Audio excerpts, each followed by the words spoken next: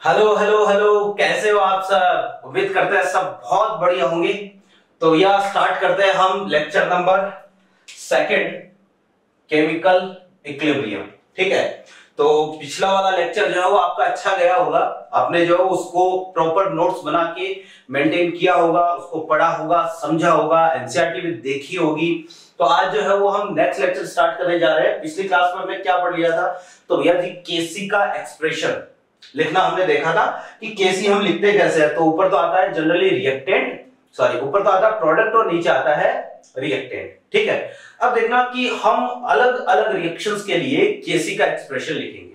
ठीक है, तो हम यहीं से स्टार्ट करते हैं। जैसे मैं इसी को आपको क्वेश्चन के फॉर्म में देता हूं, है ना, कि right the expression of Kc for following reactions। ठीक है, कि भैया कुछ अपने पास रिएक्शंस है और इनके लिए आपको जो केसी का एक्सप्रेशन लिखना है ना, कि जैसे मैं दो चार रिएक्शन पहले लिखता हूं, उनके लिए लिखना है N2 plus 3H2 is converting into 2NH3।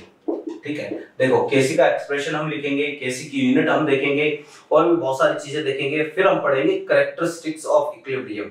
Equilibrium के बारे में बहुत ही इंपॉर्टेंट पॉइंट होते हैं कुछ, उनकी बात भी हम करेंगे, लेकिन पहले ये समझना जरूरी है।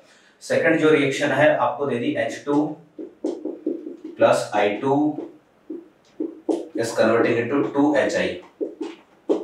एक रिएक्शन मैंने आपको दे दी CaCO3 solid is converting into CaO solid plus CO2 gas। ठीक है, एक रिएक्शन हमारे पास है जैसे कि मैंने दिया C2H5, या यहां है अपने पास CH3COO C2H5। ठीक है, ये है अपने पास एक्वस, साथ में H2O liquid, this is in excess. ठीक है, नेक्स्ट इज ये कन्वर्ट हो रहा है CH3COOH एक्वस और साथ में है C2H5OH एक्वस। ठीक है, ये रिएक्शन है। फिर एक रिएक्शन हमारे पास है CH3COOH एक्वस, ठीक है, साथ में है C2H5OH aqueous is converting into CH3COO C2H5, ये भी भैया एक्वस फॉर्म में है, और ये है H2O लिक्विड। ठीक है, ये हमारे पास कुछ जनरल सी रिएक्शंस है। एक और मैं यहां पर लिख देता हूं, देखो जी बहुत ही सीधा सा काम है। रिएक्शन है 2SO3 gas is converting into 2SO2 gas plus O2 gas. ये हमारे पास जो जनरल सी रिएक्शंस है। इन सब के लिए हमें इक्विलिब्रियम कांस्टेंट केसी का एक्सप्रेशन लिखना है।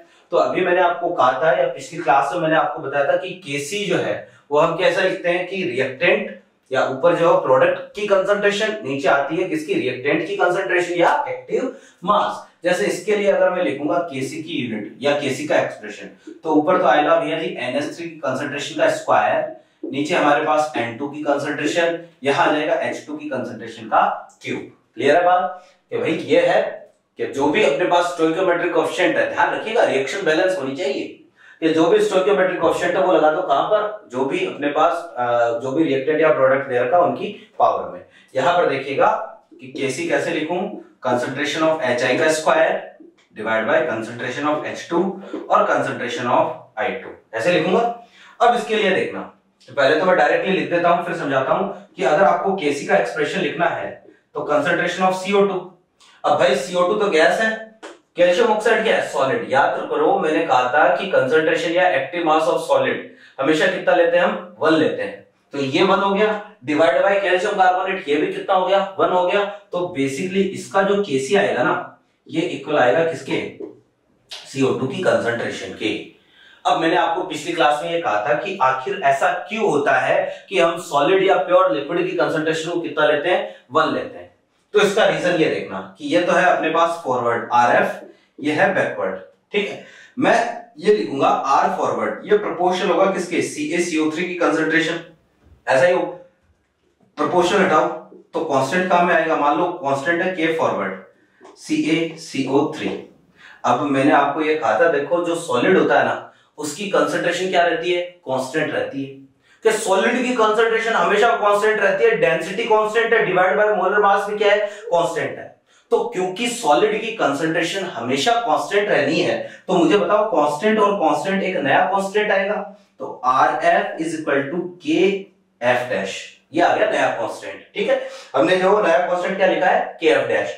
ठीक ऐसे ही फॉर बैकवर्ड रिएक्शन, तो मैं लिखूंगा R बैकवर्ड, यह प्रोपोर्शनल हो जाएगा CaO की कंसंट्रेशन इनटू CO2 की कंसंट्रेशन। बताओ क्या ऐसा ही होगा, बिल्कुल भैया ऐसा ही होगा, कैल्शियम ऑक्साइड की कंसंट्रेशन इनटू CO2 की कंसंट्रेशन। अब ध्यान से देखना कि CO2 तो गैस है, और गैस के मोल जो है हमें पता है कि प्रोडक्ट है या रिएक्टेंट है, गैस के मोल चेंज होगी, गैस का वॉल्यूम भी चेंज हो सकता है, तो ये चीज तो कांस्टेंट रहनी नहीं है। लेकिन सॉलिड के लिए तो वो density bye molecular weight, density constant, molecular weight भी कांस्टेंट। अगर मैं यहां पर कहूंगा कि भैया K बैकवर्ड इनटू CaO और ये क्या आया CO2, ठीक है, तो देखो जरा कि ये भी कांस्टेंट, ये भी कांस्टेंट, कांस्टेंट और कांस्टेंट एक नया कांस्टेंट आ गया, R बैकवर्ड इक्वल टू क्या, Kb डैश इनटू CO2। देख लो नया कांस्टेंट ये आया। अब देखना जरा कि अगर हम बोले इक्विलिब्रियम पर, तो इक्विलिब्रियम पर R फॉरवर्ड और R बैकवर्ड क्या हो जाते हैं, इक्वल हो जाते हैं। तो at equilibrium R forward becomes equal to R backward. तो अब मैं अगर ये काम करता हूं तो R फॉरवर्ड तो बराबर है Kf डैश के, ये बराबर है Kb डैश के इनटू CO2, और भैया Kf dash divide by Kb dash equal to concentration of CO2। और इसको मैंने कहा था ना कि फॉरवर्ड रिएक्शन का रेट कांस्टेंट और बैकवर्ड रिएक्शन का रेट कांस्टेंट, ये क्या होता है, Kc। तो Kc की वैल्यू आ गई CO2 की। अब आप ध्यान से देखो कि हमने यहां पर जो है कैल्शियम कार्बोनेट लिखा नहीं, तो लिखा नहीं, यहां पर जो कैल्शियम कार्बोनेट नहीं आया, इसका मतलब कितना ले लिया होगा, 1 ले लिया होगा।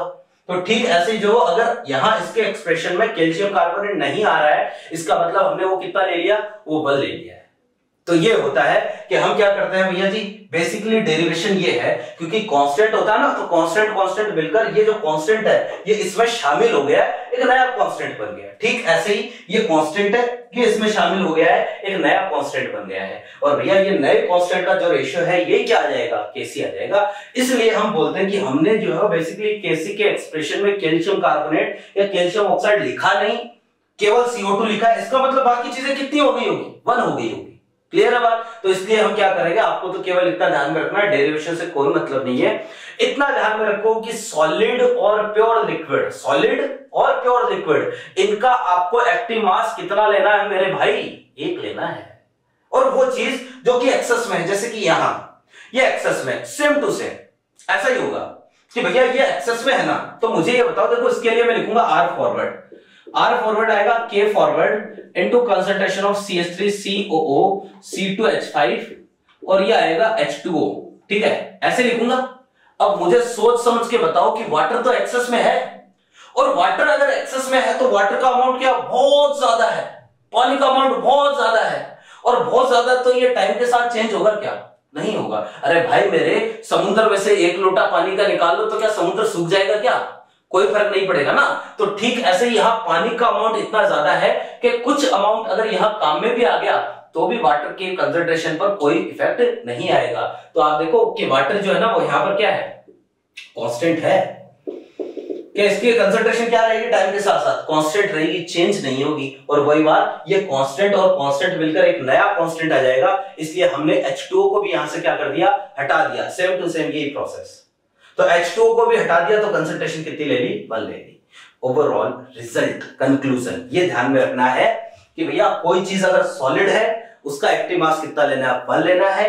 कोई चीज अगर एक्सेस में है तो उसका भी एक्टिव मास आपको कितना लेना है, 1 लेना है। आई होप मेरी बात समझ में आ गई होगी। देखिएगा जरा कि यहां पर मैं लिखूंगा Kc, तो Kc कैसे लिखूंगा, concentration of CH3COOH concentration of C2H5OH divide by concentration of CH3COO और ये आया C2H5। ठीक है, ये हमारे पास Kc का एक्सप्रेशन, जो भी वाटर आना था उसको हमने कितना कर दिया, 1 कर दिया। ठीक, फिर देखो यहां पर मुझे बताओ क्या यहां पर कोई चीज एक्सेस में है क्या, नहीं है। एक्सेस में नहीं है तो Kc का जो एक्सप्रेशन होना चाहिए, बिल्कुल भैया जी वही एक्सप्रेशन होगा, CH3COO C2H5 concentration of H2O divide by concentration of CH3COOH और ये हमारे पास आ जाएगा C2H5 और ये OH। क्लियर है बात। फिर यहां पर हम बात करते हैं तो Kc का एक्सप्रेशन कंसंट्रेशन ऑफ SO2 की पावर कितनी 2, concentration of O2, concentration of SO2 की पावर कितनी 2। ठीक है, तो ये जनरल सा काम है। किसी रिएक्शन के लिए हमें Kc का एक्सप्रेशन लिखना आना ही चाहिए। उम्मीद करते हैं ये सारी चीजें आपकी समझ में आ गई होगी। उल्टा भी दे सकता है कि आपको ये भी दे सकता है कि Kc का एक्सप्रेशन दे दिया और पूछ लिया कि रिएक्शन क्या होगी। क्वेश्चन ऐसा भी आ सकता है, तो ये तो हम बड़े आराम से अब कर लेंगे। ठीक है, तो देखो आगे बढ़ते हैं थोड़ा सा। देखो जी, यूनिट ऑफ Kc ये भी हम देख लेते हैं। इसको तो मिटा रहा हूं।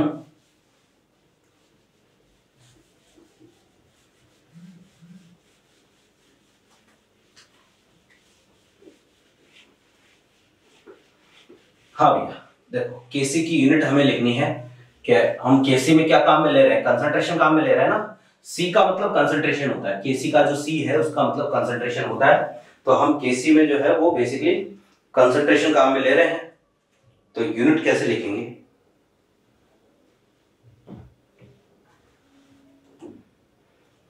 देखो कि यूनिट ऑफ Kc बहुत ही सीधा सा काम है। जैसे रिएक्शन है अपने पास N1A ये गैस है, N2B ये भी हमारे पास गैस है, इस कन्वर्टिंग इनटू N3C ये भी क्या है, गैस है। ठीक है, ये कोई गैसियस रिएक्शन है। अच्छा, एक होता है होमोजेनस इक्विलिब्रियम, एक होता है हेटेरोजेनस इक्विलिब्रियम, हम उसकी भी बात करेंगे। ठीक है, सिंपल सा काम, कोई मुश्किल नहीं है। तो ये हमारे पास एक तरीके से कोई केमिकल रिएक्शन है। अगर मुझे इसके लिए Kc का एक्सप्रेशन लिखना है तो मुझे बताओ, कंसंट्रेशन ऑफ C की power N3, concentration of A की पावर N1 और कंसंट्रेशन ऑफ B की पावर कितनी N2। क्या मैं Kc का एक्सप्रेशन ऐसे ही लिखूंगा? बिल्कुल मैं ऐसे ही लिखूंगा। ये कंसंट्रेशन, ये भी कंसंट्रेशन, ये भी कंसंट्रेशन, तो मैं ऐसा लिख सकता हूं, देखो यूनिट के लिए यूनिट, हाँ, इसकी जगह मैं लिख सकता हूं कंसंट्रेशन की पावर कितनी N3, नीचे कंसंट्रेशन की पावर, इसकी पावर N1 तो N1 और अगेन कंसंट्रेशन की पावर N2, तो बेस सेम है तो पावर क्या हो जाएगी, ऐड हो जाएगी, कंसंट्रेशन की पावर N1 प्लस N2। ये ऊपर जाएगा तो पावर किसकी हो जाएगी, माइनस की। तो यूनिट के लिए मैं बोलूंगा जी कंसंट्रेशन की power N3 minus N1 plus N2। ठीक है, ये हमारे पास एक तरीके से यूनिट हो गई। अब ध्यान से देखना कि भैया ये जो होता है ना N3 minus N1 plus N2, इसको हम बोलते हैं delta Ng। This is delta Ng। जी का मतलब गैस है कि भाई N3 तो क्या है, stoichiometry of gaseous product minus total stoichiometry of gaseous reactant, कि इसका जो N1 इसका N2 टोटल हो गया N1 प्लस N2। तो अगर आपको डेल्टा Ng की वैल्यू निकालनी है तो मैं बोलूंगा G total stoichiometry of gaseous product minus total stoichiometry of gaseous reactant. ठीक है, तो आपको क्या करना है भैया, सिंपल सा काम इतना करना है कि जितने भी गैसियस प्रोडक्ट है उनकी टोटल स्टोइकियोमेट्री में से आपको जितने भी गैसियस रिएक्टेंट है उनकी टोटल स्टोइकियोमेट्री क्या करेंगे, माइनस करेंगे। तो यहां पर हमारे पास जो यूनिट निकल के आ गई भैया जी कंसंट्रेशन की पावर क्या, delta Ng। This is the unit of Kc। ठीक है, और हमें पता है कि कंसंट्रेशन या एक्टिव मास हमेशा होता है किसमें, मोल पर लीटर, तो मोल पर लीटर की पावर डेल्टा Ng। जनरल जो है वो किसी भी रिएक्शन के लिए हमारे पास ये यूनिट होगी। ध्यान रखना रिएक्शन गैसियस होनी चाहिए। हाँ, अगर गैसियस रिएक्शन नहीं है वहां पर भी हम यूनिट निकाल सकते हैं। वहां पर आपको जो है वो ये काम करना, ये एक्सप्रेशन लिख के देख लेना, अपने आप यूनिट आ जाएगी। जैसे मैं रिएक्शन या इसको क्वेश्चन से समझ लेते हैं कि यूनिट हम कैसे निकालें, तो इसको भी मैं क्वेश्चन से ही बता रहा हूं, देखिएगा जरा।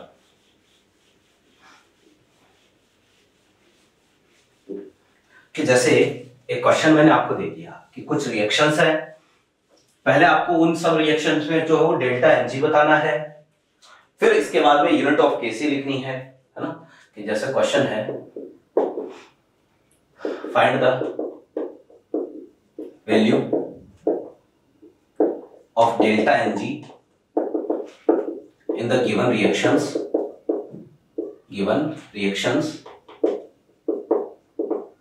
ठीक है। फिर आपको ये बोला है कि also find the unit of KC, ठीक है। ये भी आपको करना है, केसी की यूनिट भी लिखनी है और साथ में डेल्टा एनजी भी लिखना है। जैसे मैं सिंपल सी रिएक्शंस दे रहा हूं आपको। सबसे पहले reaction N2 plus 3H2 is converting into 2NH3, ये रिएक्शन हो गई। जैसे एक रिएक्शन है हमारे पास PCl3 plus Cl2 is converting into PCl5। Delta NG बताओ, बहुत ही सीधा सा काम है, इससे आसान काम नहीं होगा। CaCO3 solid is converting into CaO solid और ये CO2 गैस। इसके लिए भी डेल्टा एनजी आपको बताना है कि जैसे मैंने आपको रिएक्शन दे दी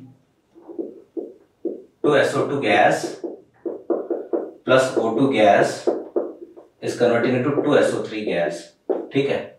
जैसे एक रिएक्शन है H2 plus Cl2 is converting into 2HCl, ठीक है। एक रिएक्शन है कि CH3COO C2H5, ये एक्वस है, H2 लिक्विड है और ये एक्सेस में है, इज कन्वर्टिंग इनटू CH3COOH, ये एक्वस है और साथ में दे दिया C2H5OH, ये भी एक्वस है, ठीक है। एक और रिएक्शन हम देख लेते हैं, इसका उल्टा। जैसे CH3COOH एक्वस प्लस C2H5OH, ये भी एक्वस है, इस कन्वर्टिंग इनटू CH3COO C2H5, ये भी एक्वस है, प्लस साथ में H2O, ये है लिक्विड, लेकिन यहाँ पर वाटर जो है वो एक्सेस में नहीं है। ये कुछ रिएक्शंस है, इन सब के लिए हमें डेल्टा एनजी भी बताना है और इसके अलावा केसी की यूनिट भी बतानी है। सबसे पहले यहां पर देखते हैं, तो मुझे बताओ डेल्टा एनजी कितना आएगा इसका। मैंने कहा कि total stoichiometry of gaseous product minus total stoichiometry of gaseous reactant. अब जो एक काम करो, वीडियो को पॉज करो, वीडियो को पॉज करके बाद में बताओ कितना है और मैच करो, ठीक है। अपने आप करने की कोशिश किया करो, खाली जो फोन सामने रख के जो वो देखने से कोई मतलब वाली बात नहीं है। तो total stoichiometry of gaseous product केवल कौन है, अमोनिया, इसकी टोटल स्टोइकियोमेट्री कितनी है 2 minus total stoichiometry of gaseous reactant दो है, एक तो N2 है, एक हाइड्रोजन है। इन दोनों की टोटल स्टोइकियोमेट्री यानी कि नाइट्रोजन की तो 1 प्लस हाइड्रोजन की 3, तो टोटल हमारे पास ये आ जाएगा माइनस का 2। ये लो जी, इसका डेल्टा एनजी है माइनस का 2। और गैसियस रिएक्शन है, तो गैसियस रिएक्शन के लिए यूनिट मैंने अभी बताई आपको, मोल पर लीटर की पावर डेल्टा एनजी कितना -2, तो हमारे पास यूनिट निकल के आ जाएगी कितनी, मोल -2 और ये आ जाएगा litre square. This is the unit of KC for this reaction. I hope मेरी बात समझ में आ गई होगी। यहां पर भी देखो जरा कि डेल्टा एनजी अगर हमें कैलकुलेट करना है तो मुझे बताओ total stoichiometry of gaseous product, तो PCl5 की स्टोइकियोमेट्री कितनी है 1 minus total stoichiometry of gaseous reactant, तो 1 प्लस 1 कितना हो जाएगा 2, तो ये आया -1। तो मुझे बता दो यूनिट क्या आ जाएगी, यूनिट होगी मोल पर लीटर की पावर -1, यानी मैं बोलूंगा मोल -1 और ये आ जाएगा लीटर, ठीक है। ये यूनिट है। यहां चेक करो भैया जी, डेल्टा एनजी बता दो पहले, तो डेल्टा एनजी कितना आएगा, total stoichiometry of gaseous product, gas कितनी है, केवल एक है, CO2 है, तो इसकी स्टोइकियोमेट्री 1, तो 1। मुझे बताओ कैल्शियम ऑक्साइड को शामिल करूंगा क्या, ना कैल्शियम ऑक्साइड को शामिल नहीं करना है। क्यों, कैल्शियम ऑक्साइड तो सॉलिड है, सॉलिड लिक्विड अगर गैस रिएक्शन में होते तो इनको शामिल नहीं करना आपको। तो total stoichiometry of gaseous product, इसको शामिल करेंगे नहीं, minus total stoichiometry of gaseous reactant. मुझे बताओ इस तरफ गैसियस रिएक्टेंट कितने हैं, कोई भी नहीं है, 0 है, कोई दिक्कत नहीं है 0, तो डेल्टा एनजी की वैल्यू निकल के आएगी कितनी 1। तो यूनिट केसी की क्या आ जाएगी, यूनिट हमारे पास आएगी मोल पर लीटर की पावर कितनी, डेल्टा एनजी, तो डेल्टा एनजी 1 है, तो ये आ जाएगा मोल लीटर इनवर्स। क्लियर है बात। नेक्स्ट देखना, यहां चेक करते हैं, तो मुझे बता दो जरा सोच समझ के डेल्टा एनजी की वैल्यू कितनी आएगी। डेल्टा एनजी की वैल्यू भैया टोटल स्टोइकियोमेट्री, ये गैस है, ये सारे के सारे गैस है, total stoichiometry of gaseous product minus total 2 + 1 कितना आएगा भैया, 2 + 1, ये लो जी कितना, ये आ रहा है -1, तो delta NG of this reaction is -1। Unit बताओ ना केसी की कितनी आएगी, यूनिट आएगी भैया मोल पर लीटर की पावर कितनी, डेल्टा एनजी, तो मोल -1 और ये आ जाएगा लीटर। ओके, फिर देखना जरा यहां चेक करते हैं, मुझे डेल्टा एनजी की वैल्यू बता दो इस रिएक्शन के लिए कितनी आएगी। Total stoichiometry of gaseous product कितना, 2 minus total stoichiometry of gaseous reactant, ये भी गैसियस ये भी गैसियस, तो ये आएगा 1 + 1। भैया इस रिएक्शन का डेल्टा एनजी कितना निकल के आया, 0। और डेल्टा एनजी 0 है तो मुझे बताओ यूनिट जो है ना, यूनिट ये हमारे पास क्या आएगी भैया, मोल पर लीटर की power delta NG, delta NG 0 है तो मोल पर लीटर की पावर कितनी हो गई, 0 हो गई। कहने का मतलब इसका जो है वो होगा यूनिटलेस। केसी की वैल्यू क्या आएगी, यूनिटलेस। यूनिट की वैल्यू कोई यूनिट नहीं होगी, इसका केसी जो है वो यूनिटलेस रहेगा। आई होप मेरी बात समझ में आ गई होगी ना, ठीक है। तो यूनिटलेस भी होता है। क्वेश्चन अगर आएगा तो यहां से ऐसा पूछेगा कि इनमें से कौन सी दो रिएक्शन के लिए जो केसी की यूनिट सेम है, या कौन सी रिएक्शन के लिए केसी यूनिटलेस होगा, इस तरह का क्वेश्चन आएगा। यहां देखिएगा, अगर मैं इस रिएक्शन में बात करूं तो डेल्टा एनजी, मुझे बताओ इस तरफ टोटल गैसियस प्रोडक्ट कितने हैं, एक भी नहीं है। इस तरफ टोटल गैसियस रिएक्टेंट कितने हैं, एक भी नहीं है। तो डेल्टा एनजी की वैल्यू तो कितनी आ गई, 0। लेकिन भैया केसी यूनिटलेस नहीं होगा, क्योंकि डेल्टा एनजी वाला जो कांसेप्ट है ये केवल गैसियस रिएक्शन के लिए काम में लेना है। हम एक काम करते हैं, इसके लिए केसी का एक्सप्रेशन लिखते हैं। तो केसी आएगा concentration of CH3 COOH C2H5OH divide by नीचे हमारे पास CH3 COO और ये आएगा C2H5। क्लियर है बात। तो अब देखना जरा, ये कंसंट्रेशन, ये भी कंसंट्रेशन और ये भी कंसंट्रेशन, कंसंट्रेशन क्या हो जाएगी, कैंसिल। तो बेसिकली हमारे पास यूनिट क्या निकल के आएगी, यूनिट आएगी भैया कंसंट्रेशन की पावर कितनी, 1, यानी कि यूनिट आएगी मोल पर लीटर या मोल लीटर इनवर्स। तो भैया देखो कि डेल्टा एनजी वाला कंसेप्ट मैं बार बार बोल रहा हूं केवल किसके लिए है, गैसियस रिएक्शन के लिए है। गैस के अलावा मान लो कोई एक्वस फेज की रिएक्शन दे दे तो आपको ऐसे ही काम करना है, एक्सप्रेशन लिखो, चेक करो यार, ये कंसंट्रेशन और नीचे भी कंसंट्रेशन कैंसिल हो गई। यहां पर देखो केसी अगेन एक्वस फेज की रिएक्शन है, एक्सप्रेशन बताओ क्या आएगा, CH3 COO C2H5 into concentration of H2O, नीचे आ जाएगा कंसंट्रेशन ऑफ CH3 COO और ये C2H5 COOH, ठीक है। और यहां हमारे पास हो जाएगा भैया जी C2H5 और ये OH। ध्यान से देखना, ये कंसंट्रेशन ये भी कंसंट्रेशन कैंसिल, ये कंसंट्रेशन ये भी कंसंट्रेशन, ये दोनों भी कैंसिल। तो मुझे बता दो यूनिट क्या रहेगी केसी की, यूनिट विल बी यूनिटलेस। तो केसी की यूनिट क्या रहेगी, यूनिट लेस रहेगी। डेल्टा एनजी यहां पर भी कितना है, डेल्टा एनजी यहां पर भी 0 है, क्योंकि उस तरफ भी गैस नहीं है, इस तरफ भी गैस नहीं है। तो ध्यान रखना, एक्वस फेज की रिएक्शन के लिए आपको हमेशा ये वाला तरीका ही काम में लेना है। डेल्टा एनजी चेक ही नहीं करना है एक्वस फेज के लिए, डेल्टा एनजी हम केवल गैसियस रिएक्शन के लिए चेक करेंगे। क्लियर है बात, ठीक है। देखो जरा थोड़ा सा आगे बढ़ते हैं, इसको मिटा देता हूं। हाँ तो भाई देखो, नेक्स्ट जो टॉपिक है वो अपने पास है कैरेक्टरिस्टिक्स ऑफ इक्विलिब्रियम। कि कई बार क्या करेगा कि आपको इक्विलिब्रियम के रिगार्डिंग कुछ स्टेटमेंट देगा और आपको पूछेगा कि भैया जी इनमें से कौन सा सही है कौन सा गलत है, ठीक है। तो आपको ये स्टेटमेंट ध्यान में रखने हैं। कुछ एक पॉइंट है जो मैं लिख देता हूं, देखिएगा जरा। तो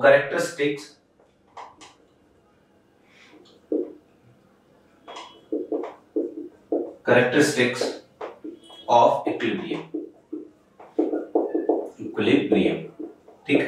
ये देखो कुछ एक पॉइंट है। सबसे पहला पॉइंट तो यही है अपने पास कि बेसिकली कोई भी अपने पास केमिकल रिएक्शन हो, ठीक है, अगर रिएक्शन रिवर्सिबल है और अगर उसमें इक्विलिब्रियम आया हुआ है तो स्टेट ऑफ इक्विलिब्रियम का मतलब क्या होता है कि इक्विलिब्रियम पर rate of forward reaction will becomes equal to rate of backward reaction. ये इक्विलिब्रियम का सबसे जरूरी पॉइंट है। तो सबसे पहला अपने पास यही है, मैं लिखूंगा G at equilibrium rate of forward reaction will becomes equal to the rate of backward reaction, ठीक है। कि इक्विलिब्रियम पर फॉरवर्ड रिएक्शन की रेट जो हमेशा बैकवर्ड रिएक्शन की रेट के इक्वल हो जाएगी, और कुछ हो या ना हो लेकिन R forward becomes equal to R backward, ये जरूर हो जाना चाहिए। कि भैया और क्या हो रहा है क्या नहीं हो रहा है उससे हमें कोई मतलब नहीं है, लेकिन ये कंडीशन जो है जरूर सेटिस्फाई होनी चाहिए। क्लियर है बात? फिर देखना कि दूसरा जो पॉइंट अपने पास इक्विलिब्रियम के रिगार्डिंग कि भाई इक्विलिब्रियम हमेशा केवल और केवल रिवर्सिबल रिएक्शन में ही एस्टैब्लिश्ड होता है। हम कभी भी इरिवर्सिबल रिएक्शन में इक्विलिब्रियम की बात नहीं करेंगे। तो मैं ये लिख देता हूं कि equilibrium will established only in reversible reaction. ठीक है कि भाई इक्विलिब्रियम केवल और केवल रिवर्सिबल रिएक्शन में ही एस्टैब्लिश होगा, कभी भी जो है वो इक्विलिब्रियम जो है वो इरिवर्सिबल रिएक्शन में नहीं आएगा। ध्यान रखना कि अगर कोई भी रिएक्शन रिवर्सिबल है तो उसमें जरूर इक्विलिब्रियम आएगा, आज नहीं तो कल इक्विलिब्रियम आएगा ही आएगा। कि हर रिवर्सिबल रिएक्शन हमेशा इक्विलिब्रियम की तरफ ही आगे बढ़ती है, क्या इक्विलिब्रियम आएगा ही आएगा। या आप यूं भी बोल सकते हो कि अगर कहीं पर इक्विलिब्रियम आया हुआ है तो पक्का रिएक्शन कैसी होगी, रिवर्सिबल होगी। ठीक है, तो ये सेकंड स्टेटमेंट है। थर्ड स्टेटमेंट आपको ये ध्यान में रखना है कि at equilibrium all measurable properties, ठीक है, जैसे लाइक टेम्परेचर, प्रेशर, ठीक है, डेंसिटी, वॉल्यूम, ठीक है, कलर, है ना, ये फिजिकल प्रॉपर्टी है। ठीक है, कलर। इसके अलावा जो है वो हम बोलते हैं order will becomes constant। कि भैया जी इक्विलिब्रियम पर ये जितनी भी मेजरेबल प्रॉपर्टीज है सारी क्या हो जाएगी, कांस्टेंट। यानी इक्विलिब्रियम पर हम बोलेंगे प्रेशर चेंज बंद हो जाएगा, प्रेशर चेंज होना बंद हो जाएगा, कोई चेंज नहीं होगा प्रेशर में, प्रेशर कांस्टेंट हो जाएगा। इक्विलिब्रियम पर वॉल्यूम चेंज बंद हो जाएगा, वॉल्यूम, टेम्परेचर, डेंसिटी, ये सारी चीजें कांस्टेंट। कलर चेंज होना भी बंद हो जाएगा। गंध आना, अगर किसी तरह की कोई ऑर्डर आ रही, कोई गंध आ रही है तो वो भी क्या हो जाएगी, कांस्टेंट हो जाएगी, चेंज होना बंद हो जाएगा। जैसे आप यूं समझना कि कोई रिएक्शन है, मान लो A is converting into B। ठीक है, A जो है वो अपने पास ब्लू कलर का है और ये जो है B है मान लो रेड कलर का। ठीक है, तो t इक्वल टू 0 पर हमें ये पता है कि t इक्वल टू 0 पर केवल कौन रहेगा, केवल A रहेगा। B का अमाउंट तो कितना रहेगा, 0 रहेगा, B तो होगा नहीं। तो अब देखो कि t इक्वल टू 0 पर कंटेनर में केवल आपको कैसा कलर नजर आएगा, केवल ब्लू कलर नजर आएगा, रेड कलर तो होगा ही नहीं।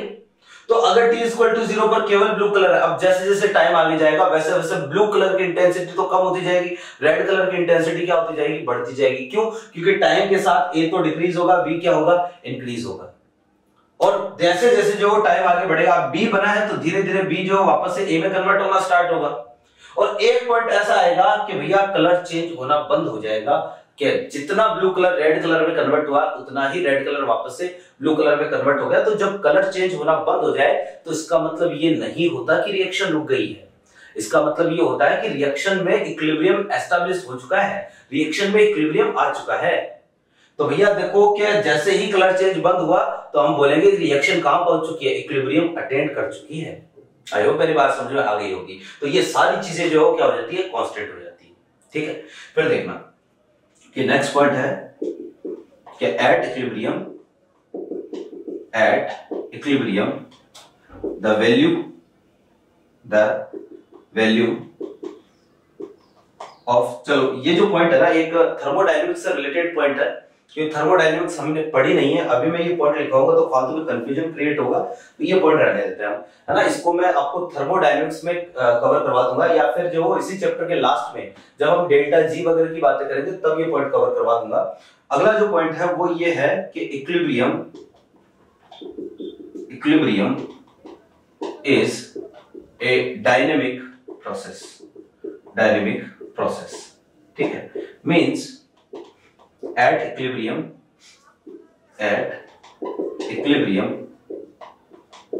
reaction will never stops।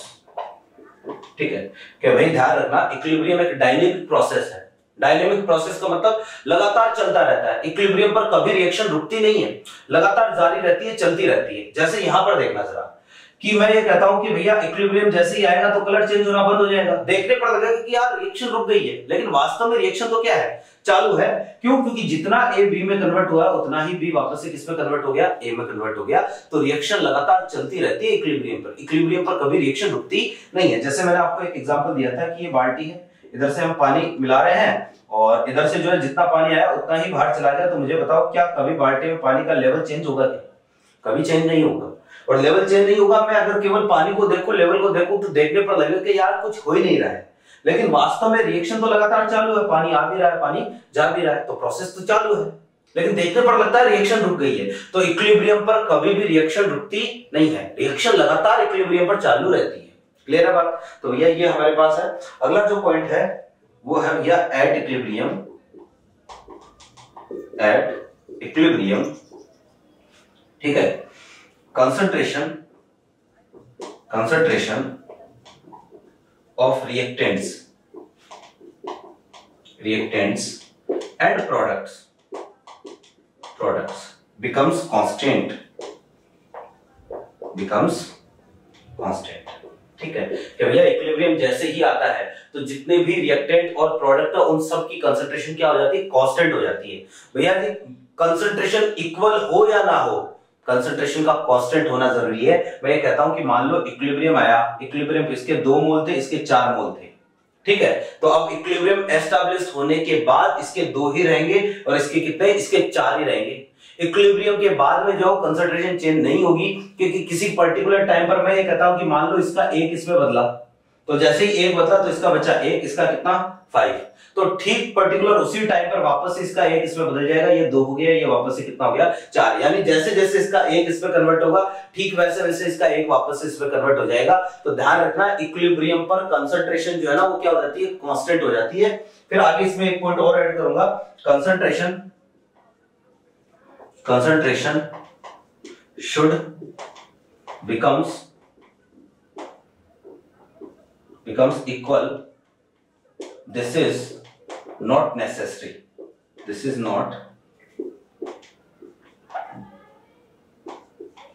necessary, ठीक है, कि भैया कंसंट्रेशन जो इक्वल हो जाए ये कोई जरूरी नहीं है। कंसंट्रेशन का कांस्टेंट होना जरूरी है, इक्वल होना जरूरी नहीं है कि जैसे ही जो है वो इक्विलिब्रियम आएगा कंसंट्रेशन क्या हो जाएगी, कांस्टेंट हो जाएगी। ये दो है तो ये भी 2 हो, ऐसा कोई जरूरी नहीं है, ऐसा हो भी सकता है और नहीं भी हो सकता है। तो ये हमारे पास इक्विलिब्रियम के कुछ कैरेक्टरिस्टिक्स है। बाकी जो 2-4 पॉइंट और एक आधा पॉइंट कोई और है वो हम आगे कवर कर लेंगे।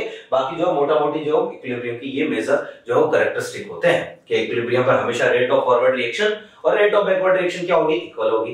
इक्विलिब्रियम हमेशा रिवर्सिबल रिएक्शन में आएगा। इक्विलिब्रियम पर जितनी भी मेजरेबल प्रॉपर्टीज है, चाहे वो कलर हो, चाहे ऑर्डर हो, डेंसिटी, प्रेशर, वॉल्यूम, टेम्परेचर, ये सारी चीजें कांस्टेंट हो जाती है, इनमें चेंज होना बंद हो जाता है। इक्विलिब्रियम पर जो है वो आपको ये ध्यान में है कि इक्विलिब्रियम एक डायनामिक प्रोसेस है, लगातार चलते रहने वाला प्रोसेस है। इक्विलिब्रियम पर कभी रिएक्शन रुकती नहीं है। इक्विलिब्रियम पे जो रिएक्टेंट और प्रोडक्ट है, जितने भी रिएक्टेंट जितने भी प्रोडक्ट है, उन सब की कंसंट्रेशन कांस्टेंट हो जाती है। इक्विलिब्रियम आने के बाद कंसंट्रेशन चेंज नहीं होगी, ठीक है। हाँ, कंसंट्रेशन इक्वल हो ये कोई जरूरी नहीं है, ये बिल्कुल भी जरूरी नहीं है कि भैया जी इक्विलिब्रियम पर कंसंट्रेशन क्या हो जाए, इक्वल हो जाए। ये 2-4 पॉइंट है। अब इसी चीज को हम ग्राफ से समझते हैं। देखिएगा जरा, कुछ ग्राफ है वो हमें पढ़ने हैं। देखिएगा कि इसको जो है ना, ग्राफ वाला जो पॉइंट है इसको हम क्वेश्चन के फॉर्म में ही लेते हैं।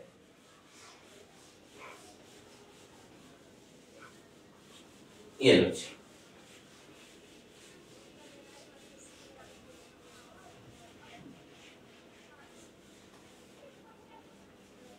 हाँ जी, देखो कि ग्राफ अपने पास ऐसे है, ठीक है। इसको क्वेश्चन के फॉर्म में लिखते हैं कि which of the following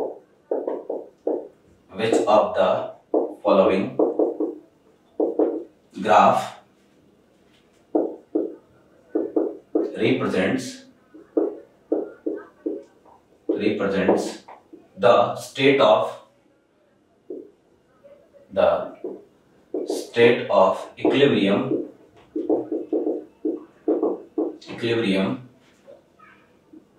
at time t, ठीक है, या at time t डैश, जो भी है व्हाटएवर, कोई फर्क नहीं पड़ेगा, ठीक है। तो कुछ एक ग्राफ मैंने आपको दिए हैं, कि जैसे फर्स्ट ग्राफ अपने पास ऐसा है कि इधर तो है टाइम, इधर है हमारे पास रेट, तो this is curve and this is time T dash, this is rate of forward reaction and this is rate of backward reaction. मैं कुछ ग्राफ पहले बना रहा हूं, ये ग्राफ जो आप नोट करो, फिर आपको वीडियो पॉज करना है और फिर आप चेक करोगे कि क्या वास्तव में ये इक्विलिब्रियम है या नहीं है। This is rate of backward reaction, rate of forward reaction, और ये टाइम टी डैश, ठीक है। अगेन रेट और टाइम का ग्राफ है। थर्ड इज, इधर है टाइम, इधर है rate, and this is time T dash, R forward, और ये है आर बैकवर्ड, ठीक है। फिर एक ग्राफ है अपने पास ऐसा, दिस इज टाइम, और ये तो है रेट ऑफ फॉरवर्ड रिएक्शन, ये है rate of backward reaction, and this is time T dash, ठीक है। एक दो ग्राफ और बनाता हूं। ये तो है टाइम,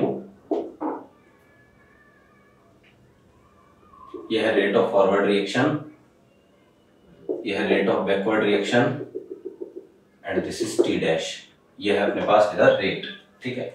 यह भी क्या है, रेट है। फिर अगला ग्राफ जो है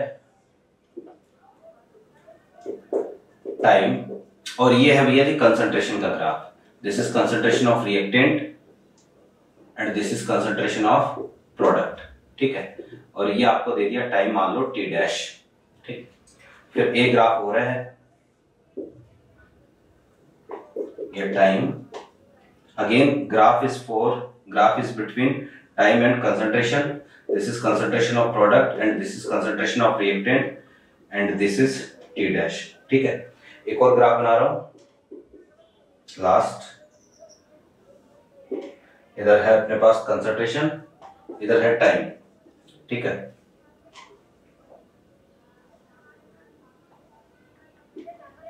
ये तो है T dash time, this is concentration of reactant and this is concentration of product. देखो जी कि ये हमारे पास कितने ग्राफ है।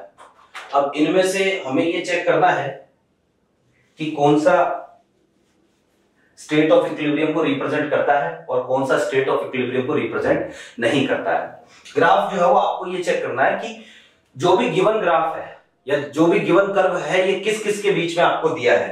आप सबसे पहले ये देखना कि हमारे पास ये वाला है, तो मैंने कहा कि इक्विलिब्रियम पर अगर रेट और टाइम का ग्राफ है तो आप ये सोचो कि यार इक्विलिब्रियम पर रेट का इक्वल होना जरूरी है कि rate of forward reaction should becomes equal to rate of backward reaction. यहां पर देखो ये तो है rate of backward reaction increase हो रही है, rate of forward reaction time के साथ साथ डिक्रीज। मैंने कहा था कि रेट ऑफ फॉरवर्ड रिएक्शन तो टाइम के साथ साथ डिक्रीज होती है, बैकवर्ड रिएक्शन की रेट टाइम के साथ साथ इंक्रीज होती है। जब दोनों रेट इक्वल हो जाती है तो उसी को हम क्या बोलते हैं, इक्विलिब्रियम बोलते हैं। तो भैया आप देखना कि इस टी डैश टाइम पर जो कि मेंशन कर रखा है, मुझे बताओ क्या दोनों की वैल्यू इक्वल हुई या नहीं हुई।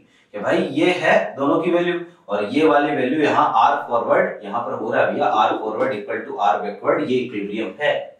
ध्यान रखना यही कंडीशन होती है इक्विलिब्रियम पर, और कुछ बराबर हो या ना हो, रेट जरूर बराबर हो जानी चाहिए। यहां पर चेक करेंगे भैया जी, देखो जरा फॉरवर्ड रिएक्शन की तो रेट डिक्रीज हुई, होनी भी चाहिए, बैकवर्ड रिएक्शन की रेट इंक्रीज हो रही है। इस पॉइंट पर आके दोनों की दोनों रेट क्या हो गई, बराबर हो गई, R forward equal to R backward, ये भी इक्विलिब्रियम है। इसका मतलब क्या है इस ग्राफ का, देखो इस वाले ग्राफ का मतलब तो यह है कि जिस रेट से फॉरवर्ड रिएक्शन की रेट डिक्रीज हो रही है उसी रेट से जो है उसी स्पीड से बैकवर्ड रिएक्शन की रेट इंक्रीज हो रही है, दोनों यहां पर बराबर हो गई। इसका मतलब यह है कि यार फॉरवर्ड रिएक्शन की रेट तो धीरे धीरे डिक्रीज हुई, लेकिन इसके रेस्पेक्ट में बैकवर्ड रिएक्शन की रेट तेजी से इंक्रीज हो रही है, यहां पर बराबर हो गई, बराबर होती इक्विलिब्रियम आ गया। इस ग्राफ का मतलब क्या है, देखो जरा, इसका मतलब यह है कि फॉरवर्ड रिएक्शन की रेट तो तेजी से डिक्रीज हो रही है, बैकवर्ड की रेट धीरे धीरे इंक्रीज हो रही है, यहां पर बराबर हो गई, इक्विलिब्रियम आ गया। बस रेट जो है वो बराबर हो जानी चाहिए। भैया जी कैसे बराबर हो, हमें नहीं मतलब है, R forward equal to R backward होना चाहिए, ये भी इक्विलिब्रियम है कि भाई चाहे तेजी से डिक्रीज हो धीरे धीरे इंक्रीज हो ऐसे बराबर हो जाए, या फिर धीरे धीरे डिक्रीज हो तेजी से इंक्रीज हो ऐसे बराबर हो जाए, एक साथ डिक्रीज एक साथ इंक्रीज ऐसे बराबर हो, फाइनली रेट बराबर होनी चाहिए और कोई मतलब नहीं है। रेट बराबर हो जाएगा तो हम बोलेंगे कि स्टेट ऑफ इक्विलिब्रियम आ जाएगा। यहां पर देखना जरा कि भैया ये तो डिक्रीज हुई, चलो अच्छी बात है, ये इंक्रीज हुई, चलो अच्छी बात है, लेकिन जिस टाइम को इसने मेंशन कर रखा है, मुझे बताओ क्या इस टाइम पर दोनों रेट इक्वल है क्या? ना, बिल्कुल भी इक्वल नहीं है। इस टाइम पर आप देख लो, rate of forward reaction is greater than rate of backward reaction, ये इक्विलिब्रियम को रिप्रेजेंट नहीं करता है। दोनों rate should be equal, both rate should be equal. Clear है बात? यहां पर देखो जरा कि यहां पर बैकवर्ड रिएक्शन की रेट बढ़ी और इतनी बढ़ी कि फॉरवर्ड रिएक्शन से ज्यादा हो गई। फॉरवर्ड रिएक्शन की रेट डिक्रीज हुई, इतने डिक्रीज हुई कि बैकवर्ड रिएक्शन से कम हो गई। तो यहां इस टाइम पर, इस पॉइंट पर देखो जरा कौन ज्यादा है, R backward is greater than R forward, कि ये तो बैकवर्ड रिएक्शन की रेट है और ये क्या है, ये फॉरवर्ड रिएक्शन की रेट है। क्या ये इक्विलिब्रियम है क्या? ना भाई, ये भी इक्विलिब्रियम नहीं है। इक्विलिब्रियम की कंडीशन है rate should be equal. Clear है बात? अब देखो कि अगले जो 3 कर्व आपको दे रखे हैं ना, ये कर्व दी है कंसंट्रेशन और टाइम के। मैंने आपको कहा कि कंसंट्रेशन भैया इक्वल हो या ना हो, कंसंट्रेशन का कांस्टेंट होना जरूरी है। तो यहां पर देखना जरा कि इस टाइम पर ये जो टी डैश टाइम मेंशन कर रखा है, यहां तक देख लो कि प्रोडक्ट की कंसंट्रेशन बढ़ी बढ़ी बढ़ी बढ़ी, यहां तक बढ़ी। इसके बाद में क्या हो गई? कंसंट्रेशन कांस्टेंट हो गई, चेंज इन कंसंट्रेशन बंद हो गया। ठीक ऐसे ही यहां से यहां तक कंसंट्रेशन डिक्रीज हुई डिक्रीज हुई डिक्रीज हुई, इसके बाद में क्या हो गया? चेंज इन कंसंट्रेशन कांस्टेंट है। ठीक है, मतलब कंसंट्रेशन कांस्टेंट हो गई तो भैया ये इक्विलिब्रियम है, क्योंकि इक्विलिब्रियम के बाद कंसंट्रेशन कभी चेंज नहीं होगी। यहां पर देखो जरा, यहां पर जो कंसंट्रेशन लगातार डिक्रीज हो रही है मेरे भाई, डिक्रीज हुई और इस पॉइंट के बाद कंसंट्रेशन क्या हो गई? कांस्टेंट हो गई। ठीक ऐसे ही concentration increase increase increase increase increase हुई और इस पॉइंट के बाद में कंसंट्रेशन क्या हो गई? कांस्टेंट हो गई। ठीक है, और वो पॉइंट, वो टाइम जब कंसंट्रेशन कांस्टेंट हो जाए, इस टाइम के बाद कंसंट्रेशन, मैंने वापस से बोल रहा हूं भाई, कंसंट्रेशन इक्वल हो ये कोई जरूरी नहीं है, इक्वल हो भी सकती है, नहीं भी इक्वल हो सकती है। कंसंट्रेशन का कांस्टेंट होना जरूरी है। जिस पर्टिकुलर टाइम की बात कर रहा है, उस पर्टिकुलर टाइम के बाद में कंसंट्रेशन कांस्टेंट हो जाएगी। यहां पर देखो जरा कि भाई कंसंट्रेशन रिएक्टेंट की डिक्रीज हुई, यहां तक डिक्रीज हो गई, प्रोडक्ट की इंक्रीज हुई, यहां तक इंक्रीज हो गई। ये पॉइंट के बाद में कंसंट्रेशन दोनों की दोनों क्या है? कांस्टेंट है। और भाई यहां पर इक्वल भी होगी, इक्वल भी होगी, चलेगा, कोई दिक्कत नहीं, अच्छी बात है। इक्वल भी है, कांस्टेंट भी है, लेकिन कांस्टेंट होना, एक ही कंडीशन होनी चाहिए थी, कांस्टेंट होना ज्यादा जरूरी है। तो ये भी इक्विलिब्रियम है। तो इस सारे कर्व में केवल जो 4th और 5th जो है, ये इक्विलिब्रियम को इंडिकेट नहीं करते, रिप्रेजेंट नहीं करते, बाकी सारे क्या है? इक्विलिब्रियम है। क्लियर है बात? तो मेरे ख्याल से मेरी बात समझ में आ गई होगी। ये है भैया स्टेट ऑफ इक्विलिब्रियम को रिप्रेजेंट करने वाले ग्राफ और कैरेक्टरिस्टिक्स ऑफ इक्विलिब्रियम। ठीक है, थोड़ा सा हम टॉपिक को आगे बढ़ाते हैं, इसको मैं मिटा रहा हूं। देखिएगा जरा कि अब हमने बात करी थी जी इक्विलिब्रियम कांस्टेंट की, केसी की बात करी थी। उसी इक्विलिब्रियम कांस्टेंट को हम प्रेशर के टर्म में भी लिख सकते हैं। याद करना, मैंने आपको एक्टिव मास जो बताया था, तो मैंने कहा था कि किसी गैस का एक्टिव मास हम कंसंट्रेशन के टर्म में तो लिख ही सकते हैं, इसके अलावा हम एक्टिव मास को प्रेशर के टर्म में भी लिख सकते हैं कि जो भी गैस है ना, उसके पार्शियल प्रेशर के फॉर्म में भी हम एक्टिव मास को लिख सकते हैं। तो हमें यही काम करना है। देखिएगा जरा कि ऐसा है कि next is equilibrium constant, equilibrium constant in terms of pressure। ठीक है कि भैया जी प्रेशर के टर्म में हम क्या करेंगे, एक तरीके से इक्विलिब्रियम कांस्टेंट लिखेंगे। देखो कैसे लिखेंगे प्रेशर के टर्म में। ठीक है, हमारे पास जैसे कोई गैसियस रिएक्शन है, N1A ये गैस है, N2B ये भी गैस है, और ये आ जाएगा हमारे पास N3C और ये भी क्या है, गैस है। ध्यान रखना कि जो प्रेशर है ना, वो केवल और केवल कौन अप्लाई करता है, गैसेस ही प्रेशर अप्लाई करती है। ठीक है, तो प्रेशर हमेशा केवल किसका होगा, गैसेस का ही होगा। तो ये हमारे पास कोई रिएक्शन है।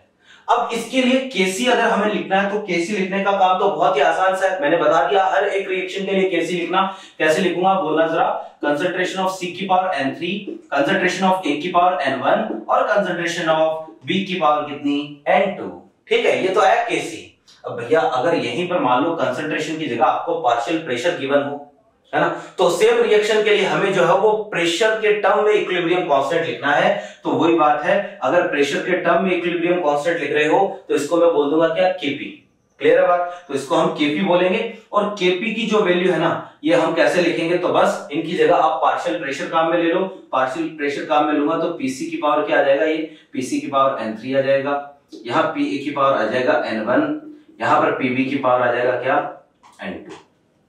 ठीक है, बस इतना सा काम करना है और ये हमारे पास इस रिएक्शन का Kp, P का मतलब प्रेशर है, C का मतलब यहाँ पर क्या है, कंसंट्रेशन। तो अगर आप पार्शियल प्रेशर काम में लेते हो तो ये क्या हो जाएगा भैया, प्रेशर की टर्म में equilibrium constant, same to same वैसा ही है और कुछ अलग करना नहीं है आपको। ठीक है, फिर देखना जरा कि सेम रिएक्शन के लिए हमने Kc लिखा, सेम रिएक्शन के लिए हमने Kp लिखा, तो हम जो है वो क्या करते हैं, इसी रिएक्शन के लिए इन दोनों में रिलेशन चेक करते हैं कि यार इस रिएक्शन के लिए Kp और Kc का रिलेशन क्या आएगा। तो इसके लिए जो मैं हेडिंग लगा रहा हूं, relation between Kp and Kc। देखो बहुत इंपॉर्टेंट फैक्टर है ना, कई बार क्वेश्चन पूछा जाता है यहां से, relation between Kp and Kc। देखो जरा कि भाई इसके लिए Kp की वैल्यू ये है, Kc की वैल्यू ये है। हमारे पास यहाँ पर तीन गैस है A B C, ये तीनों गैस है, ये जो रिएक्शन हो रही है एक कंटेनर में हो रही है। तीनों गैसेस के लिए मुझे बताओ वॉल्यूम क्या होगा, सेम ही होगा। उस कंटेनर का कुछ अपने आप में पर्टिकुलर टेम्परेचर भी होगा, तो तीनों गैसेस के लिए टेम्परेचर भी क्या आएगा, सेम ही आएगा। तो यहाँ पर मैं एक काम करता हूँ, फॉर गैस ए के लिए मैं PV = nRT लगा देता हूँ। तो यहाँ पर जो भी प्रेशर आएगा ये A का, वॉल्यूम B है, मोल आएंगे किसके, A के, R और ये T। ठीक है, तो यहां से जो है V को इधर ले जाओ तो ये आएगा PA = NA/V और ये RT। भैया जी NA/V याद करो, जो एक्टिव मास है वो क्या होता है, मोल पर लीटर ही तो एक्टिव मास होता है, तो दिस इज एक्टिव मास, तो ये है एक्टिव मास ऑफ A। तो इसके लिए मैं ऐसा लिख सकता हूं PA = concentration of A RT या active mass of A × RT। ठीक ऐसे ही मैं डायरेक्टली लिख रहा हूं अब फॉर गैस B के लिए क्या लिखूंगा, PB = concentration of B RT, और ऐसे ही मैं लिखूंगा फॉर गैस C, तो ये लिखूंगा PC = concentration of C RT। Clear है बात? भैया ये काम करते हैं, यहाँ पर PA PB PC की वैल्यू जो है ना इस इक्वेशन में पुट कर देते हैं। तो ये सारी वैल्यू जो है इक्वेशन नंबर, मतलब ये जो Kp की एक्सप्रेशन है इसमें पुट करूंगा, तो Kp = PC की जगह ये रख दें, तो ये आ जाएगा कंसंट्रेशन ऑफ C, RT की पावर कितनी आएगी, N3, नीचे आएगा कंसंट्रेशन ऑफ A और RT की पावर कितनी आएगी, N1, कंसंट्रेशन ऑफ B और RT की पावर कितनी आएगी, N2। ये देखो ये हमारे पास किसकी वैल्यू आ गई, Kp के एक्सप्रेशन में हमने ये सारी वैल्यूज रख दी। अब इनमें से देखो आप देखो RT की पावर N3, यहाँ RT की पावर N1, RT की पावर N2, इनको अलग कर दो तो हमारे पास Kp आएगा, देखो जरा कि यहाँ क्या बचेगा, C की पावर N3, यहाँ आएगा A की पावर N1 और ये B की पावर कितनी, N2। ठीक है, और यहाँ पर ऊपर देखो RT की पावर N3 है और नीचे हमारे पास कॉमन आएगा RT की पावर N1 + N2, तो ये जो ऊपर जाएगा तो पावर क्या हो जाएगी, -N1 + N2, ऐसा हो जाएगा। और ये देखो ध्यान से, इसको कहीं देखा है क्या, N3 - N1 + N2 है ना, बताया था डेल्टा Ng, तो ये जो है डेल्टा Ng होता है। और ध्यान से देखो इसको कहीं देखा है क्या, इतने हिस्से को, ये क्या है, व्हाट इज दिस, तो ये दिस इज Kc, ये Kc है। तो मैं यूं लिख सकता हूं डायरेक्टली कि Kp = ध्यान से देखो Kc और ये आया RT की पावर डेल्टा Ng। तो भैया ये हमारे पास किसी भी रिएक्शन के लिए रिलेशन आता है किस किस के बीच में, Kp और Kc के बीच में, Kp = Kc और ये क्या आया, RT की पावर डेल्टा Ng। बहुत ही सिंपल सा रिएक्शन है, आपको ध्यान में रखना है ना, और फाइनली कंक्लूजन ही ध्यान में रखना है, रिजल्ट ही ध्यान में रखना है, डेरिवेशन अगर दिमाग में नहीं है तो कोई बात नहीं चलेगा। ठीक है, यहां से मैं ऐसा बोल सकता हूं, अच्छा देखो यहाँ पर केवल और केवल गैसों को ही शामिल करना है, क्योंकि Kp हम गैसियस रिएक्शन के लिए ही लिखेंगे और Kp में केवल वही कंपोनेंट हम लिखते हैं जिनमें जो गैसियस फेज में होते हैं। ठीक है ना, तो यहां पर देखना कि मैं ये कहूंगा कि मान लो किसी रिएक्शन के लिए डेल्टा Ng 0 है, जब डेल्टा Ng 0, तो मुझे बताओ डेल्टा Ng 0 होगा तो Kp Kc में से कौन सा बड़ा होगा, क्या रिलेशन आएगा, तो डेल्टा Ng 0 होगा तो दोनों क्या आ जाएंगे, इक्वल आ जाएंगे, Kp = Kc, क्योंकि RT की पावर 0 यानी कितना, 1। फिर मैं ये कहता हूं कि मान लो डेल्टा Ng की वैल्यू जो है वो पॉजिटिव है, greater than 0, delta Ng is greater then 0, तो अगर ये पॉजिटिव है तो ज्यादा कौन होगा, obviously Kp will be greater than Kc। और अगर मान लो डेल्टा Ng की वैल्यू नेगेटिव आ गई है ना, डेल्टा Ng अगर नेगेटिव आ गया, तो डेल्टा Ng अगर नेगेटिव होगा तो मुझे बताओ कौन सा ज्यादा हो जाएगा, in this case Kc will be greater than Kp। है ना। तो ये हमारे पास जो कुछ एक पॉइंट है जो कि आपको ध्यान में रखना है। कंक्लूजन यही है, रिलेशन यही है, आपको फाइनली रिलेशन ध्यान में रखना है। रिलेशन क्या कहता है, Kp equal to Kc RT की पावर क्या, डेल्टा Ng। ठीक, तो भैया ये है दोनों का रिलेशन। अब देखो यहां से जो है ना, हालांकि इन पर हम क्वेश्चन और भी करेंगे जब हम Kp और Kc की जो है कैलकुलेशन पढ़ेंगे। अच्छा, यहाँ पर एक छोटा सा पॉइंट और है, ठीक है, इसको तो मैं मिटा देता हूं एक बार। ठीक है, कि जैसे आपने जो है ना ये तो कर ही लिया होगा, इसके नीचे हेडिंग लगाना है unit of Kp, unit of Kp, unit of Kp। देखो जैसे हमने Kc की यूनिट चेक करी थी ना, ठीक वैसे ही आपको Kp की यूनिट चेक करनी है। तो यूनिट ऑफ Kp में जैसे रिएक्शन ये है N1A, ये गैस है, N2B ये भी गैस है, और यहाँ आया N3C और ये भी क्या है, गैस है। तो अब हमें तो Kp की यूनिट लिखनी है, तो इसका Kp का एक्सप्रेशन क्या आया था, Kp इक्वल टू Pc की पावर क्या, N3, नीचे आया Pa की पावर क्या, N1, और यहाँ पर आ गया Pb की पावर क्या, N2। क्लियर है बात। तो यहाँ पर देखो कि Pc, P क्या है, प्रेशर, प्रेशर की पावर N3, प्रेशर की पावर N1, प्रेशर की पावर N2। तो मैं यहाँ पर यूनिट लिखूंगा, देखो जरा, कि प्रेशर, प्रेशर की यूनिट क्या लेते हैं, एटीएम ले सकते हैं जनरली। तो मैं यहां पर लिखूंगा, देखो एटीएम की पावर ऊपर तो क्या आएगा N3, नीचे आ जाएगा एटीएम, एटीएम की पावर क्या, N1 प्लस N2, है ना, ऊपर जाएगा तो N3 minus N1 plus N2, यही होगा। तो यूनिट के लिए मैं डायरेक्टली लिख देता हूं, यूनिट आएगी क्या, एटीएम की पावर डेल्टा Ng। ये लो जी, कोई जो है वो एक्सेप्शन नहीं है। हाँ, यहाँ पर जो है वो आप ध्यान में रखोगे कि अगर एटीएम में पूछ रहा है तो एटीएम रख दो, mmHg में पूछ रहा है तो mmHg रख दो, सेंटीमीटर Hg में, टोर में, जिस भी यूनिट में पूछना चाहता है वो रख दो और पावर लगा दो डेल्टा Ng। हमारे पास किसकी यूनिट आ जाएगी, Kp की यूनिट आ जाएगी। क्लियर है बात। तो ये है अपने पास एक तरीके से यूनिट ऑफ Kp। अभी देखते हैं कि इस रिलेशन पर जो एक दो क्वेश्चन करते हैं, बाकी के क्वेश्चन हम Kp और Kc की कैलकुलेशन के बात करेंगे। देखिएगा जरा, इसको मिटा रहा हूं।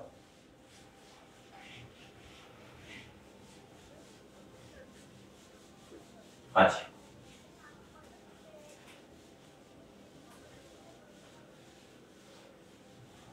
जैसे मैंने आपको एक क्वेश्चन पूछा है, 3-4 रिएक्शन दे दी, जैसे ये है question, for which of the following reaction,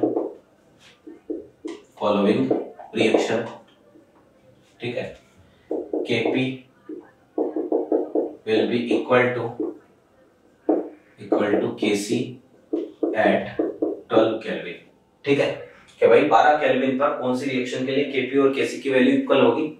सबसे पहला ये है कि जैसे reaction they the N2 plus 3H2 is converting into 2NH3, एक रिएक्शन मैंने ये दी है। एक रिएक्शन आपके सामने ये है 2HCl is converting into H2 plus Cl2, ठीक है।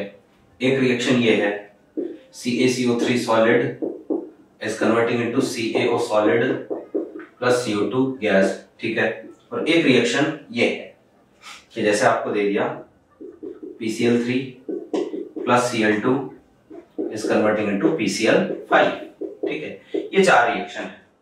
आपको यह बताना है कि 12 केल्विन पर कौन सी रिएक्शन के लिए Kp और Kc की वैल्यू सेम होगी। तो आप सोचो जरा कि Kp Kc इक्वल करना है, 12 केल्विन पर इक्वल करना है। तो यहां पर पहले तो हम सबके लिए डेल्टा Ng निकालते थे कितना आता है, क्योंकि मैंने अभी आपको यह कहा है कि डेल्टा Ng की वैल्यू अगर 0 होगी तो Kp और Kc क्या होंगे, इक्वल होंगे। कि डेल्टा Ng की वैल्यू अगर 0 है तो Kp Kc इक्वल होंगे। तो यहां पर डेल्टा Ng कितना आ रहा है, देखो 2, इधर जो टोटल स्टोइकियोमेट्री कितनी है गैसियस रिएक्टेंट की 4, तो यहां आएगा -2, यहां डेल्टा Ng आ जाएगा हमारे पास 0, यहां डेल्टा Ng आ जाएगा कितना 1, और यहां डेल्टा Ng आ जाएगा -1, ठीक है। तो जिसके लिए डेल्टा Ng 0 है उसके लिए तो इक्वल होंगे ही होंगे। अब देखना वास्तव में इस रिएक्शन में हमारे पास यहाँ इस क्वेश्चन में जितने भी रिएक्शन है ना, इन सब के लिए Kp और Kc इक्वल होंगे। क्यों, टेम्परेचर मेंशन कर रखा 12, देखो क्यों, कि हमें पता है कि Kp इक्वल टू Kc और ये RT की पावर क्या होती है, डेल्टा Ng। अब टेम्परेचर 12 केल्विन है तो आप देखो कि R की जो वैल्यू होती है ना, ये हमारे पास कितनी होती है, 1/12 होती है, और टेम्परेचर कितना है 12 केल्विन, तो डेल्टा Ng। तो ये कैंसिल हुआ, तो Kp इक्वल टू Kc, और ये 1 की पावर डेल्टा एनजी, भैया जी 1 की पावर कुछ भी लगाओ, क्या फर्क पड़ेगा, कितना आएगा, एक ही आएगा, तो Kp और Kc क्या आ जाएंगे, इक्वल आ जाएंगे। तो ध्यान रखना कि 12 केल्विन पर चाहे कोई भी रिएक्शन हो, डेल्टा एनजी कितना भी हो, पॉजिटिव नेगेटिव जीरो कुछ भी हो, है ना, हम बोलेंगे Kp और Kc की वैल्यू क्या रहेगी, सेम रहेगी। आई होप मेरी बात आपके समझ में आ गई होगी। तो एक तो ये क्वेश्चन है, एक और यहां से क्वेश्चन बन सकता है, देखिएगा जरा, इसको मैं मिटा रहा हूं, है ना, समझ में आ गया होगा आपके। और बाकी तो जो है वो जनरल क्वेश्चन जो है वो आते हैं 3-4 रिएक्शन दे देगा, आपको बोलेगा इनमें से कौन सी रिएक्शन के लिए Kp की वैल्यू Kc से ज्यादा है, कौन सी रिएक्शन के लिए Kc की वैल्यू ज्यादा है, किस रिएक्शन के लिए इक्वल है। 12 केल्विन पर सबके लिए क्या होता है, इक्वल होता है, बाकी तो हम चेक कर ही लेंगे डेल्टा एनजी से। एक क्वेश्चन मैंने आपको दिया है,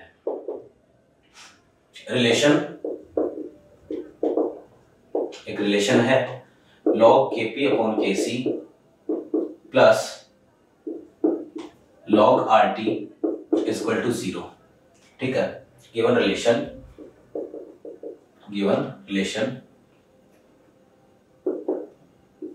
नहीं, ये ऐसे लिख देता हूं, for which of the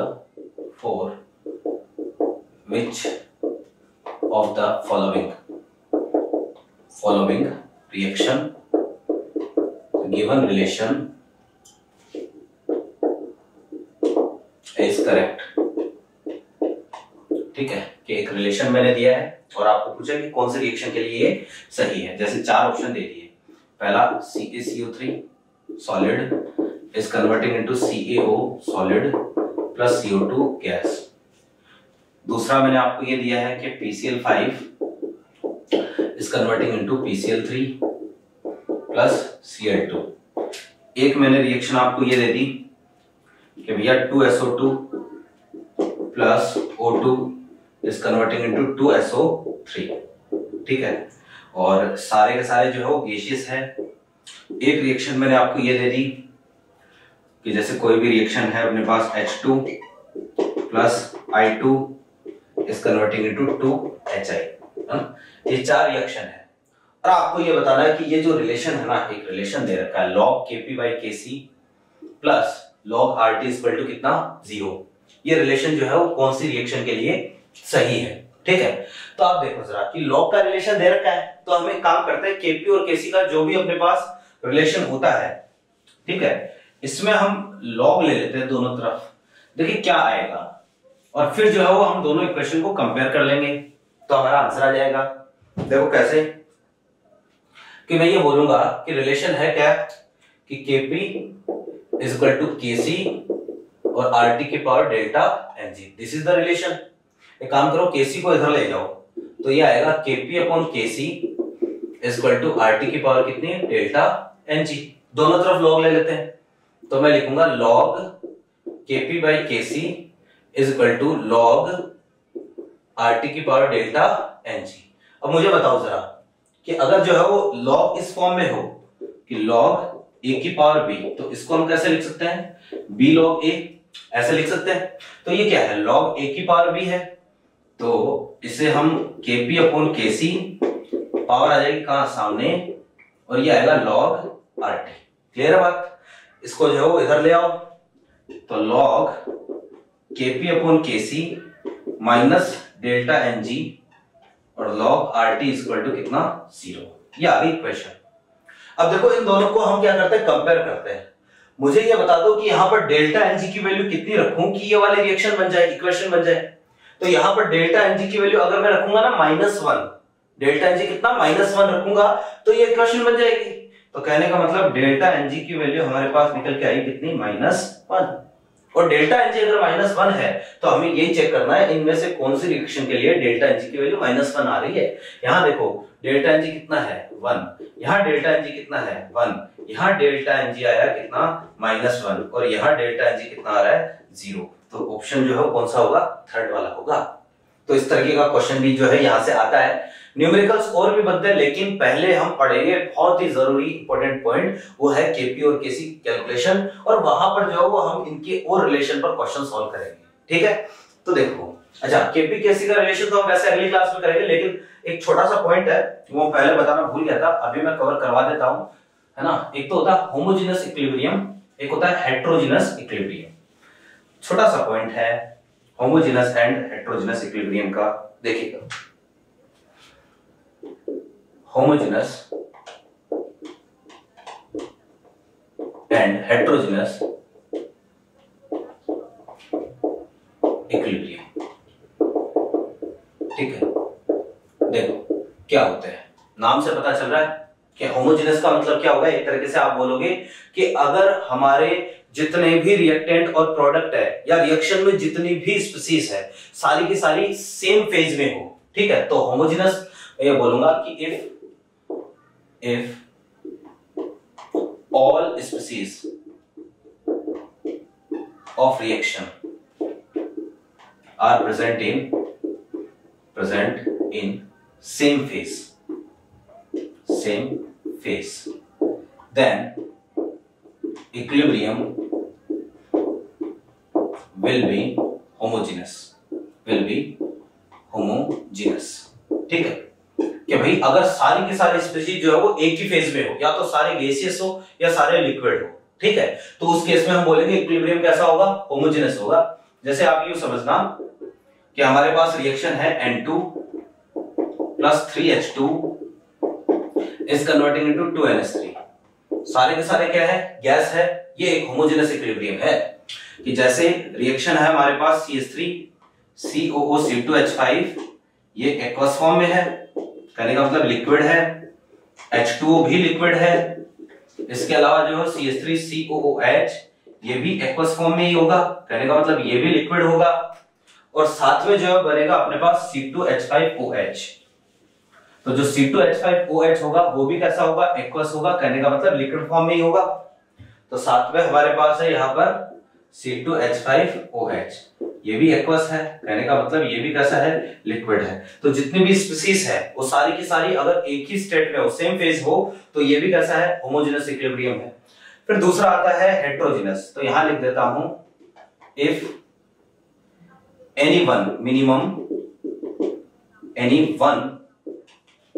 species in reaction is in different state, ठीक है, then equilibrium will be heterogeneous। तो भैया इस केस में हम बोलेंगे इक्विलिब्रियम कैसा होगा, हेट्रोजेनस होगा। कोई भी एक अगर अलग फिजिकल स्टेट में है तो हेट्रोजेनस इक्विलिब्रियम होगा।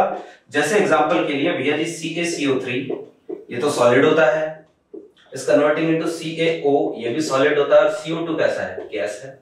कोई भी एक अगर डिफरेंट स्टेट में है तो हम ये बोलेंगे कि ये कैसा होगा भैया, एक तरीके से हेट्रोजेनस होगा, है ना। तो ये है भैया, आज की क्लास को हम यहीं खत्म करते हैं। नेक्स्ट क्लास में जो है वो हम चैप्टर का बहुत ही जरूरी पोर्शन डिस्कस करेंगे।